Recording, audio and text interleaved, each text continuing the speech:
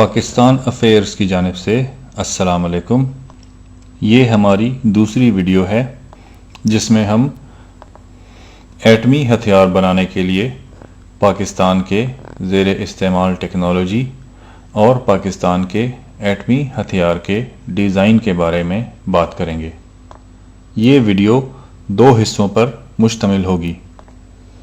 पहला हिस्सा ताबकार मवाद यानी यूरेनियम और प्लूटोनियम के बारे में होगा।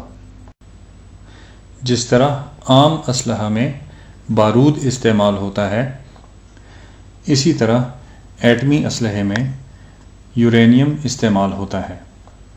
यूरेनियम लोहे से ज़्यादा वज़नी एक धात होती है जिसकी लोहे की तरह कानकुनी की जाती है।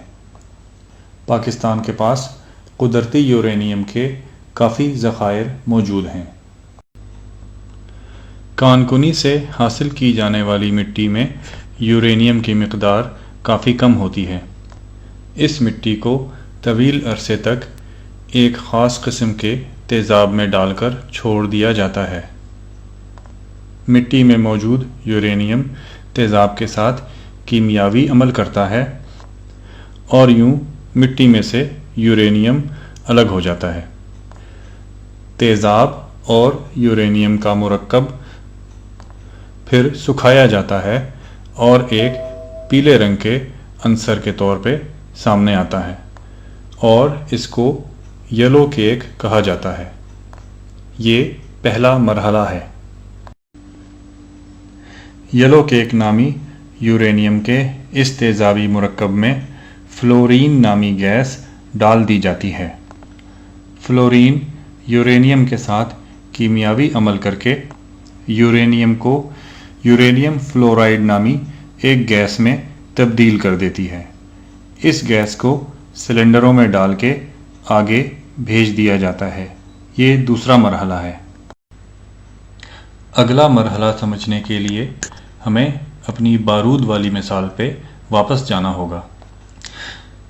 जिस तरह बारूद की चंद किस्में होती हैं, कुछ बारूद तेज़ जलते हैं और कुछ आहिस्ता, इसी हिसाब से उनका इस्तेमाल होता है। माचिस पे लगा बारूद आहिस्ता जलता है, गोली में मौजूद बारूद तेज़ जलता है और धमाका पैदा करता है।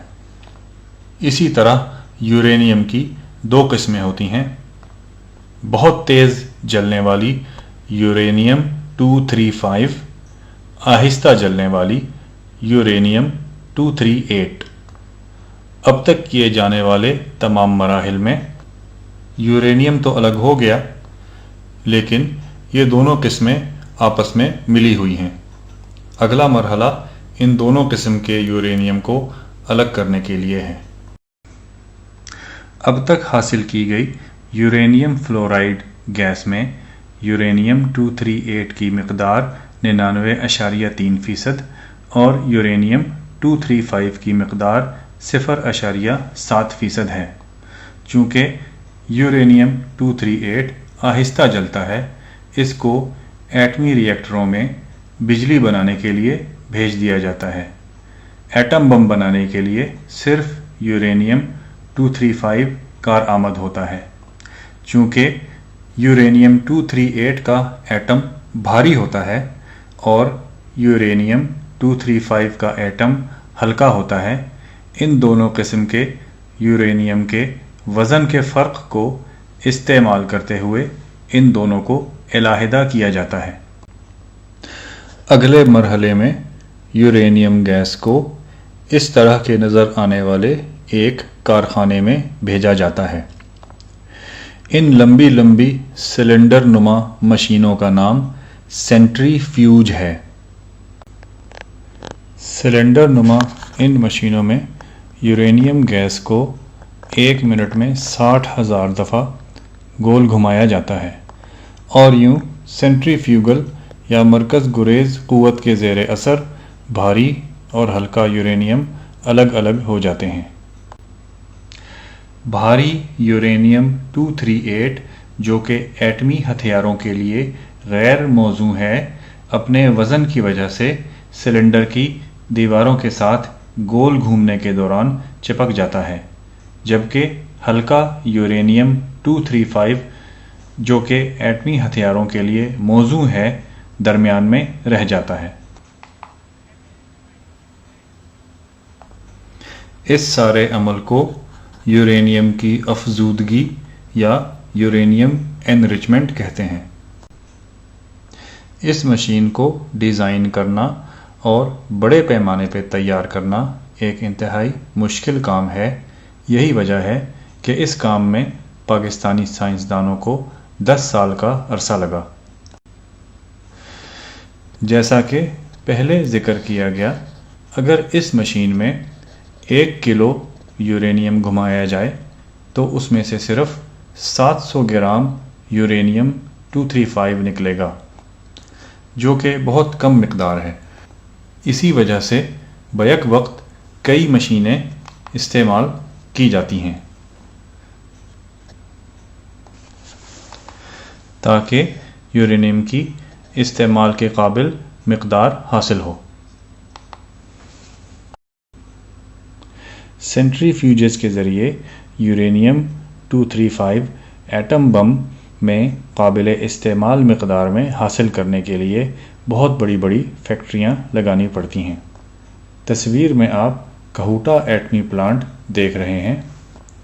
یہ فیکٹریاں فٹ بال گراؤنڈ کے جتنے سائز کی ہیں اور ہر ایک میں 10,000 کے قریب سینٹریفیوجز لگی ہوئی ہیں۔ مگر چونکہ پاکستان کا ایٹمی پروگرام کئی دشمن ممالک ختم کرنا چاہتے ہیں اور اتنے بڑے فیکٹریوں کی حفاظت مشکل ہے، اس لیے پاکستان اپنے ایٹمی ہتھیاروں کے لیے ایک دوسرے طریقے کے ذریعے بھی یورینیم حاصل کرتا ہے۔ یورینیم کو افزودہ کرنے کے اس دوسرے طریقے میں لیزر کا استعمال ہوتا ہے۔ یورینیم فلورائڈ گیس کو ایک خاص قسم کے آلے میں سے گزارا جاتا ہے اور اس کے اوپر ایک خاص طول موج کی لیزر چمکائی جاتی ہے۔ اس لیزر کے زیر اثر صرف یورینیم 235 کے مالیکیول میں ارتعاش پیدا ہوتا ہے اور صرف یورینیم 235 آیونائز ہو جاتی ہے۔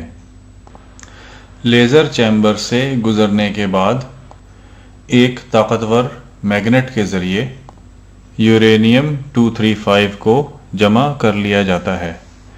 یورینیم 238 جس پہ لیزر کا کوئی اثر نہیں ہوا آگے گزر جاتی ہے۔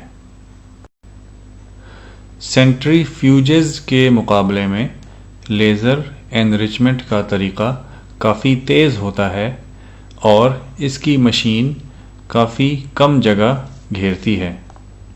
کہوٹا میں لگی فٹ بال اسٹیڈیم کے سائز کی سینٹریفیوجز کی فیکٹریاں ہٹانا ممکن نہیں، لیکن پاکستان کی یہ لیزر آئسوٹوپ انریچمنٹ مشینیں ایک جگہ سے دوسری جگہ لے جائی جا سکتی ہیں اور ضرورت پڑنے پہ انہیں چھپایا بھی جا سکتا ہے۔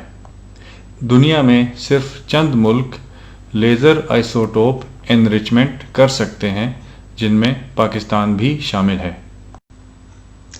اور یوں یورینیم کی افزودگی یا انریچمنٹ کا عمل پورا ہوتا ہے۔ اس کے بعد یورینیم کی دونوں اقسام کو واپس دھات کی صورت میں ڈھال لیا جاتا ہے۔ ایٹمی ہتھیاروں کے لیے غیر موزوں یورینیم 238 میں 5% یورینیم 235 ملا کر ایٹمی بجلی گھروں کو بھیج دی جاتی ہے۔ خالص یورینیم 235 ایٹمی ہتھیار بنانے کے لیے بھیج دی جاتی ہے۔ اس ویڈیو کے دوران ہم نے یورینیم 238 کا ذکر کیا، جو کہ ایٹمی ہتھیاروں کے لیے غیر موزوں ہے، لیکن ایٹمی بجلی گھر میں جل کر بجلی پیدا کرنے کے لیے استعمال ہوتی ہے۔ اس قسم کی یورینیم کا ایک اور استعمال بھی ہے۔ ایک خاص قسم کے ری ایکٹر میں، جس کو بریڈر ری ایکٹر کہتے ہیں، اگر यूरेनियम 238 को डालकर उस पे न्यूट्रॉन बरसाए जाएं तो ये एक दूसरे अंसर प्लूटोनियम में तब्दील हो जाती है और फिर प्लूटोनियम एटमी हथियारों के बनाने में इस्तेमाल होती है। इस ख़ास किस्म के रिएक्टर्स को बनाना मुश्किल काम है, लेकिन पाकिस्तान ने ये प्लूटोनियम बनाने वाले रिएक्टर मुल्क में ही तैयार किए और कई सालों से कामयाबी के साथ चला रहा है। एक एटम बम बनाने के लिए कम अज़ कम 25 किलोग्राम यूरेनियम चाहिए होती है, जबकि सिर्फ 4 किलोग्राम प्लूटोनियम से यही काम लिया जा सकता है। यूरेनियम कुदरती तौर पे कानकुनी के ज़रिए हासिल की जाती है, जबकि प्लूटोनियम कुदरती तौर पर हासिल नहीं की जा सकती बल्कि रिएक्टर में बनाई जाती है। रिएक्टर में बनाए जाने के अलावा प्लूटोनियम हासिल करने का कोई और तरीक़ा नहीं। और यूँ हमारी इस दूसरी वीडियो के पहले हिस्से का इख्तिताम होता है। इस वीडियो के दूसरे हिस्से में हम पाकिस्तान के बनाए हुए एटम बमों के डिज़ाइन के बारे में बात करेंगे। उम्मीद है इस वीडियो ने आपकी मालूमात में इजाफ़ा किया होगा। हमारी तरफ से अल्लाह हाफ़िज़। पाकिस्तान जिंदाबाद।